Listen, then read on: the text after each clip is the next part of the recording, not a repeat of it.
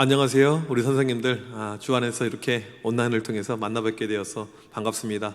코로나 시대 때 가능한 이런 또 교사 우리 세미나 모임들 이 컨셉인 것 같습니다. 그래도 이렇게 만날 수가 있고 강의를 제가 할 수도 있고 여러분들이 들을 수 있는 것이 참 얼마나 귀하고 감사한지 모릅니다. 오늘 제가 그렇게 길지 않은 시간인데 여러분들과 나누고 싶은 내용은 바로 이제 이 내용입니다. 화면을 한번 보시면요, 이 교회학교, 우리가 이 코로나 시대인데 다시 무엇을 어떻게 하면 좋을지 여기에 대한 내용을 가지고 제가 여러분들과 함께 시간을 나누려고 합니다. 우리 먼저 말씀을 한 구절 같이 보겠습니다. 히브리서 11장 36절에서 38절 말씀입니다. 우리 같이 한번 읽어볼까요? 또 어떤 이들은 조롱과 채찍질 뿐 아니라 결박과 옥에 갇히는 시련도 받았으며 돌로 치는 것과 톱으로 켜는 것과 시험과 칼로 죽임을 당하고 양과 염소의 가죽을 입고 유리하여 궁핍과 환난과 학대를 받았으니 이런 사람은 세상이 감당하지 못하느니라. 그들이 광야와 산과 동굴과 토굴에 유리하였느니라. 아멘. 방금 읽은 이 히브리서 11장 말씀은 제가 성경에서 가장 좋아하는 말씀 가운데 한 구절입니다. 제 부친께서는 목회를 하시고 은퇴를 하셨는데 어렸을 때부터 본의 아니게 아버지 설교 말씀을 자주 듣게 되었습니다. 많은 설교를 하셨는데 그 중에 가장 기억에 남는 말씀이 이 히브리서 11장 말씀입니다. 믿음으로 이게 계속해서 반복이 되는 이런 말씀이죠. 믿음으로 우리의 삶의 수단이 믿음이라는 것입니다. 우리 신앙의 선조들은 목에 칼이 들어오더라도 믿음을 포기하지 않았고 오직 믿음으로 살았던 이런 모습이 나오죠. 오늘 말씀해 보니까 사람을 톱으로 켜서 죽이기도 하고요, 짐승의 밥이 되게끔 해서 로마 콜로세움에 집어넣기도 했음에도 불구하고 이들은 믿음을 포기하지 않았던 우리 신앙의 선조들의 우리 모습을 쭉 보게 됩니다. 이 믿음 얼마나 중요해요. 이 코로나 때 이제 많은 교회들이 예배를 제대로 드릴 수가 없었고, 특별히 가장 피해를 보는 것이 우리 교육부서 아이들, 우리 다음 세대 아이들, 이 부분이 상당히 큰 어려움이 있었죠. 아마 지금도 이 예배가 정상적으로 진행이 안 되는 교회들이 아마 많이 있을 것입니다. 얼마 전에 서울의 모 대형 교회 이 사역자분을 만나게 되었습니다. 지난 한 6개월 이상 주일학교 예배를 전혀 못 드린 거예요. 아이들 예배를 못 드렸어요. 그로 인해서 이 교육부서가 거의 와해가 되어버렸고, 그 다음에 본인은 사역자인데 내가 어떠한 존재인가, 내가 무엇을 해야 될까, 이런 어떤 딜레마에 이제 빠지게 된 거예요. 아마도 올해 교사를 처음 맡으신 분들 그런 생각이 충분히 드실 것입니다. 교사로서 반 아이들을 맡자마자 애들 얼굴도 다 못 봤는데 코로나로 인해서 애들을 못 보게 되는 거예요. 지금까지 애들을 영영 보지 못하고 그냥 연말까지 쭉 이렇게 흘러가게 되고요. 또 심지어는 내년에도 같은 패턴으로 계속해서 갈 확률이 꽤 높죠. 이런 때 우리가 무엇을 어떻게 하면 좋을까요? 참 우리에게 필요하고 중요한 고민이 되는 이런 시간이 되어버렸습니다. 저는 어렸을 때 제주도에 살았습니다. 저희 아버지께서 제주도에서 목회를 하셨는데 아주 작은 교회였어요. 파도가 이렇게 치면 교회 담벼락에 맞을 만큼 그렇게 바닷가에 바짝 붙어 있었던 작은 교인들 한 10명 정도 다니는 이런 교회였습니다. 제가 그때 봤던 어떤 독특한 그림이 한 가지가 있어요. 어떤 그림이냐면 우리 교회에 다니는 어른들 몇 분 되지도 않고 중학생, 고등학생 형들이 있는데 부모님이 교회를 안 다녀요. 홀로 교회 다닙니다. 그런데 아침에 등교할 때 교회 들려서 기도하고, 그 다음에 하교할 때 교회 들려서 또 기도하고, 그 모습이 제가 눈에 선합니다. 한국 교회에 이 다음 세대들이 많고 교회가 부흥하고 성장할 때 모습을 보게 되면요, 철저히 이 교회 중심의 신앙이 상당히 컸습니다. 그래서 교회에서 믿음을 가지고 살려고 노력했던 부단한 모습들, 부모님이 반대하면 종아리가 터져가면서도 교회에 왔던 모습들, 또 우리 여학생들 같은 경우에는 아버지가 머리를 다 잘라버리고 심지어는 성경책을 아궁이에 다 집어넣고 글을 할지라도 교회에 왔던 모습들, 이게 한국 교회가 강할 때 있었던 모습이죠. 그리고 교회에서 누가 섬깁니까? 누가 봉사합니까? 우리 청년들이 교회에 성가대도 하고요, 주일학교 교사도 하고요. 이게 원래 한국 교회의 모습이었습니다. 근데 어느 순간에 우리 아이들이 다 사라졌어요. 아이들이 보이지 않습니다. 전에는 세상이 감당할 수 없는 그런 어떤 믿음의 수준들, 영적인 수준 가운데 있었는데 지금 와서 보니까 어느 순간에 아이들이 없어요. 특별히 서울 도심들 교회들 보게 되면 이 아이들의 감소가 지방에 있는 이런 도시에 비교해서 상당히 빠른 것을 우리가 보게 됩니다. 서울 도심은 많이 고령화가 이렇게 이루어졌죠. 아이들이 없어져 가고 있습니다. 계속해서 감소해요. 여러분 교회도 아마 전에보다 지금 아이들의 수가 더 적을 수 있을 것입니다. 그런 가운데 우리 선생님들 가운데 자괴감에 빠질 때가 있어요. 장로님들은, 교회 권사님들은 옛날 우리 때는 많았는데 이게 아이들 이것밖에 없어서 뭐냐, 이런 이야기들 자꾸 우리가 들을 때가 있죠. 또 한 가지 어떤 이야기를 듣습니까? 지금 코로나 때문에 애들 자체를 모이지 못하니까 이 아이들이 과연 나중에라도 올까? 이런 이야기를 듣고 이런 생각들, 고민들을 우리가 하고 있죠. 여러분들 먼저 우리가 알아야 될 것은요, 숫자보다 중요한 것은요, 우리의 본질, 믿음이라는 것입니다.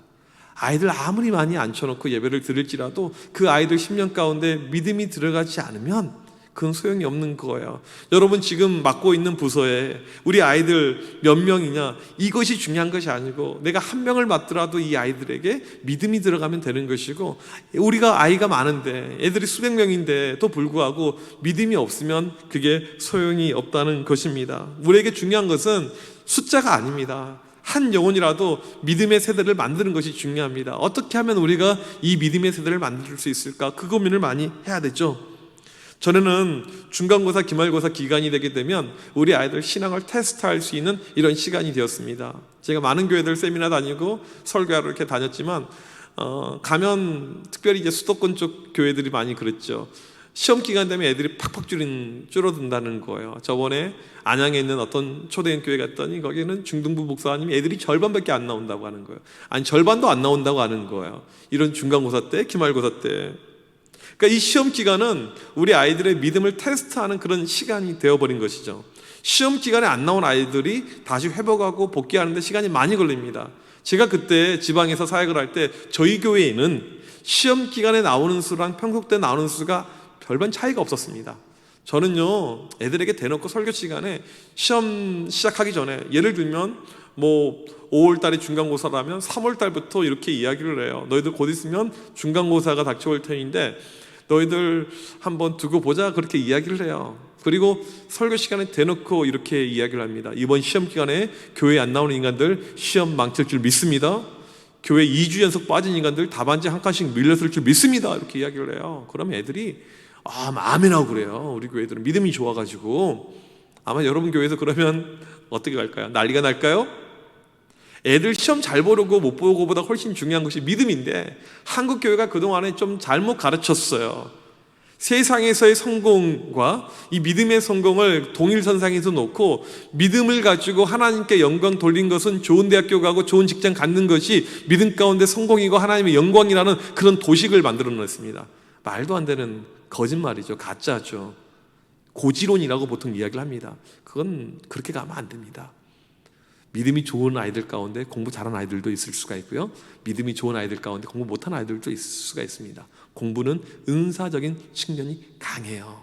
근데 교회에서 중요한 것은 무엇이냐면 본질을 자꾸 가르쳐야 되는데 적당히 타협을 하는 거예요. 그래, 시험 기간에 이번에 또 수련회 가는데 그래, 학원 때문에 이것을 때문에를 인정해주고 갈 때 본질이 자꾸 흐려진다는 것입니다. 전에 중간고사, 기말고사가 우리에게 하나의 테스트, 모의고사였었는데 이번 코로나가 무엇이었을까요? 이게 진짜였어요. 코로나는 우리의 신앙을, 시험을 테스트하는 진짜 말 그대로 수능 같은 것이 바로 이번 코로나였습니다. 많은 교회들 온라인으로 집에서 예배를 드립니다. 핸드폰으로 예배를 드려요. TV로 예배를 드립니다. 한 번, 두 번은 그냥 괜찮았어요. 이게 장기화가 되니까 어떻습니까? 애들이 집중하던가요? 잘 드리던가요? 저는 목사입니다. 다음 세대 사역의 앞장서는 목사예요. 수많은 강연과 강의를 하고 부흥을 시키는 이런 목사라고요. 저희 집 아이가 있어요. 초등학교 다니는 아이가. 예배 드리는 모습을 보니까요, 제대로 안 드리려고 하더라고요. 누군가가, 부모가 옆에서 코칭을 해주지 않으면 이게 안 돼요. 왜 그럴까요? 이 아이들은요, 핸드폰, 유튜브 이런 거에 매우 익숙합니다. 그래서 저희 집에 누뚱이 또 딸이 있어요. 아주 어린 딸이 있는데 애는요, 태어나면서부터 핸드폰을 만질 줄 알아. 아주 거기에 이렇게 능수능란한 그런 모습이 이 아이 가운데 있습니다. 애들은요, 집에서 이렇게 원격으로 수업을 듣잖아요. 그러면 이 화면을 잘 따라가는 걸로 이제 보여지지만 한쪽에서 유튜브를 틀어놓고 다른 것을 본다든지 틀어놓고 아예 딴 데 나가버린다든지 이게 가능한 것이 지금 세대의 아이들의 모습입니다. 애들은 이게 익숙해요. 이게 뭐 죄책감도 없습니다. 그렇게 살아왔기 때문에 이런 아이들한테 핸드폰으로 TV를 예배 드린다는 것 자체가 상당히 어려운 그런 어떤 접근이었습니다. 우리는 대안이 없었기 때문에 그렇게 해왔죠. 저희 교회에서는 원격으로 예배 드릴 때, 온라인으로 예배 드릴 때 그래서 부서마다 예배 드린 시간을 다 다르게 했습니다. 어른들과 예배 시간을 겹치지 않게 했어요. 그 이유가 무엇이냐면 부모랑 반드시 함께 예배 드려라, 어른들과 함께 예배를 드려라, 이것을 저희가 프로그램만 했던 것입니다. 중요한 것은 이번 코로나가 우리의 본고사 진짜 시험이었습니다. 결과가 어떻게 되었습니까? 참담했죠. 참담했습니다. 왜 참담했을까요? 평소 때 모의고사 때 성적이 안 나왔기 때문에 진짜 수능에서도 안 나왔던 거예요. 똑같은 그림입니다. 그동안에 우리가 아이들 믿음에 있어서 정말 할도리를 다 했었더라면 이번에 괜찮았을 텐데 우리가 많이 못했었던 거죠. 우리는 아이들 출석하면 그걸로 만족하고 그래 이 정도면 됐지, 충분히 애들 교회 나오는데 이 정도 숫자면 우리 교회 많지, 그런 어떤 숫자적인 접근으로 그냥 치부하고 넘어갔었던 모습이 이번에 들통이 난 거예요. 우리 실력이 다 아이들 표현으로 뽀록이 난 것입니다. 다 세상에 까발려지게 된 거예요. 우리 믿음은 그것밖에 아니었습니다. 우리 다음 세대 아이들 믿음은 그것밖에 아니었어요. 이것을 우리가 이번에 알게 되었다는 것입니다. 여러분, 오늘 우리가 이 시간에 먼저 여러분의 관심은요, 여러분 자신의 믿음입니다. 우리 선생님들의 믿음이에요. 여러분 어떠한 믿음 가운데 있으십니까? 아까 제가 서두에 말씀드렸듯이 서울시내 큰 교회 이 사역자분 온라인으로 계속 예배 드린 가운데 본인 사역자로서 먼저 믿음이 무너져 버린 것을 본인이 체험을 하고 이야기를 했듯이 여러분의 믿음은 어떻습니까? 무인도에서 혼자 살더라도 예배자로 살 수 있겠습니까? 아무것도 없는 상황 속에서 여러분 온전한 예배자로 살 수 있겠습니까? 그런 믿음에 대해서 내가 교사로서 또는 내가 사역자로서 책임감이 없을 때 우리 아이들, 여러분들 감당 못합니다. 안 돼요. 코로나가 끝나고 애들이 왔었을 때 모든 것이 회복이 될까요? 저는 그렇게 생각하지 않습니다. 이번 시험 결과가 우리에게 아주 중요한 것입니다. 전에 교회에서 우리 선생님 가운데 이제 대학교 교수님이셨는데 이분이 전에는 원양어선을 타신 적이 있으세요. 상당히 독특한 이력이 있죠. 대학교 교수님이 원양어선을 타셨어요. 근데 워낙 이제 믿음이 출중해서 이제 한 20여 년 전에 원양어선을 이렇게 탔었는데 배에서 예배를 못 드리니까, 지금이야 원양어선을 타더라도 배에서도 인터넷이 되고 여러 가지 시스템이 되지만 그 당시에는 그런 것이 전혀 없었는데 본인이 딱 걸렸던 것이 무엇이냐면 예배였어요. 배를 탈 때 어떻게 예배 드릴까, 배 위에 계속 떠 있는데 어떻게 해야 될까, 내가 배에서 간부로서 생활하면서 어떻게 예배를 드릴까, 이게 이분에게 가장 큰 관심이었습니다. 집사님 어떻게 하셨어요? 물어봤더니 하신 이야기가, 목사님 1년치 설교 테이프를 사서 준비해서 배를 탔습니다. 그리고 주일날 11시가 되면 저는 어김없이 그 설교 테이프를 틀고 혼자서 그 자리에서 예배했습니다. 그분은요 지금도 믿음 너무너무 좋으세요. 우리는요 시험이 간혹 필요해요. 우리의 수준을 알게 되는 거죠. 이번 코로나는 우리의 민낯이 드러냈던 이런 어떤 모습이었습니다. 우리의 수준이 모든 것이 다 그냥 보여진 것입니다. 여러분의 믿음의 수준은 어떻습니까? 아이들 둘째시고요. 여러분의 수준은 어떠한 것 같아요? 괜찮습니까? 괜찮으셨습니까? 지금도 괜찮아요? 당장 다음 주부터 아이들 만나면 자신 있으세요? 아이들 영혼이 중요한 것이 아니고 먼저 여러분 자신이 중요하다는 것을 깨닫길 바랍니다. 오늘 이 시간에 제가 많은 내용 아니고 짧은 내용인데 몇 가지 조금 우리가 다시 한번 점검을 하고 살피려고 하는 것이 있습니다. 먼저 오늘 첫 번째로 다룰 내용은 무엇이냐면 우리의 기본기 가운데 중요한 기본기인데 바로 예배에 대한 이런 기본기를 좀 이야기를 하려고 합니다. 잘 되는 교회와 잘 되지 않는 교회의 가장 큰 특징이 어디 있는 줄 아십니까? 예배의 차이입니다. 이건 어린이 부서라든지 어른들, 청년들 다 동일합니다. 얼마나 참된 예배자로 그 예배에 참여하느냐에 따라서 그 교육부서가 달라집니다. 근데 제가 선생님들에게 항상 하는 이야기가 무엇이냐면 선생님들은 어떠한 예배자로 사십니까? 이겁니다. 아이들 예배를 위한 내가 서포터로 끝나는 것이 아니고 내 스스로가 어떠한 예배자인가, 이것이 우리에게 가장 중요한 질문입니다. 여러분 부서의 영적인 상태를 진단할 수 있는 것은 예배예요. 온라인으로 예배를 드릴 때 핸드폰으로 예배를 드리지만 그 예배가 열정이 있었고 아이들이 집에서 예배를 드리면서 울고 통곡하고 자복하고 그랬었더라면 아무 문제 없습니다. 그런데 우리가 알잖아요, 그것이 아니었어요. 누군가가 좀 통제해주고 함께 모이고 보는 눈이 있을 때는 예배가 되었지만 그것이 사라져버릴 때는 안 되었죠. 선생님들이 먼저 참된 예배자로 서셔야 됩니다. 여러분들 가운데 예배를 향한 갈망의 마음, 사모하는 마음들, 이것이 먼저 있어야 돼요. 그 다음이 우리 아이들 예배로 가는 것입니다. 교사가 예배자로서 온전히 서지 않으면 아이들 예배는 어림도 없어요. 여러분들 예배를 다시 한번 조금 진단해 보실 필요가 있습니다. 어떻게 우리가 예배를 드리고 있는가? 제가 항상 각 부서들 이 예배를 진단하는 키트라고 할까요? 질문을 한 4가지를 드려요. 첫 번째는 뭐냐면 우리 아이들에게 예배를 사모하는 마음이 있는가, 이것입니다. 예배를 얼마나 사모하는가, 예배를 얼마나 좋아하는가. 이것은 무엇이냐면 아이들이 토요일 날 되면 선생님에게 먼저 연락을 해옵니다. 선생님 내일 주일이죠? 저 너무 예배 드리고 싶어요. 선생님 교회 못 간 지가 너무 오래되었어요. 너무너무 마음이 슬퍼요. 내일 교회 가면 안 될까요? 그런 연락들을 아이들이 하느냐는 거예요. 하기는커녕요, 우리가 먼저 연락하죠. 근데 애들은요 답장이 없어요. 우리 선생님들 마음의 상처 이런 것 때문에 입으시죠. 내가 분명히 카톡을 남겼는데 일자가 사라졌는데 애들이 대꾸가 없어요. 이게 무엇일까? 애들이 왜 나를 무시할까? 이걸 전문용어로 익십이라고 하죠. 읽고 씹었다고 선생님들이 상처를 받으세요. 선생님들 한 가지 제가 중요한 사실 한 가지 말씀해 드릴게요. 메시지를요 애들이 읽으면 된 거예요. 읽으면 된 거죠. 무엇인가 뭘 더 바라세요? 읽었으면 된 거죠. 아이들이 사모하는 마음을 가져야 되는데 선생님들이 연락하는 것도 잘 안 되고, 이것이 지금 우리의 현 주소입니다. 두 번째로 지각은 안 하는가, 이거예요. 지각.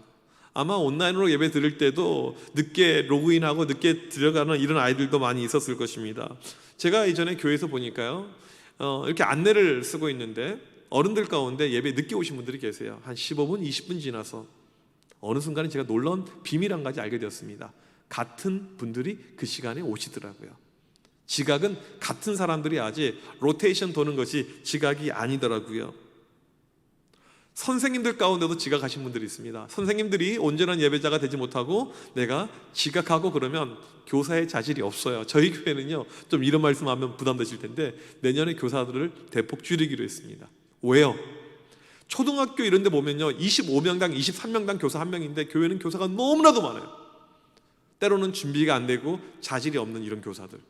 여러분들 내가 먼저 예배자로 미리 준비하지 않고 아이들 미리 맞이하지 않고 내가 그러지 않으면 교사의 자질이 부족한 거죠. 아이들도 마찬가지입니다.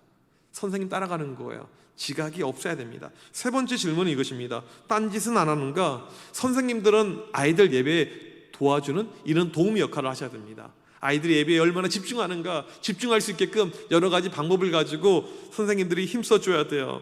예배 시작하면 핸드폰은 무조건 거두십시오.